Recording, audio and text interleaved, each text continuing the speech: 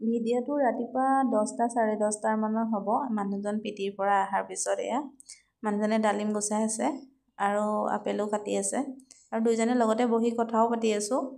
মানুহজনক তাকে কৈছোঁ ডালিমটো থওঁতে বাকলিটো শুকাই গ'লগৈ। ডালিমো খোৱা ইমান নহয়, আপেলটো বাৰু কাটি কুটি নিজে খাই থাকোঁ। আৰু লগতে বোলে মানুহজনে ক'লে ডালিমৰ জুচ বনাই বিটো অলপমান দিব লৈছে, তাতে অলপমান ক'লা নিমখো দিব বোলে। আৰু বিটৰ মানে গোন্ধটো মই একদম ভাল নাপাওঁ। বনাইছে অকণমান কেনেকুৱাতে আকৌ কেম্পৰ ভিতৰত জাবৰ নিবৰ কাৰণে গাড়ী আহে, এখনো আহি পেলাই টমপুৰা গান বজাই আছেহি। একদম পূৰা স্পীড তললৈ গৈ পিনে জাবৰখিনি দি থৈ আহিছোঁ। এখন দেখিছেনে গাড়ীখন? এটাই ভাল, চৌপাশটো লেতেৰা নহয়, গাড়ীখনে সময়মতে জাবৰখিনি নিব আহে আৰু লৈ যায়।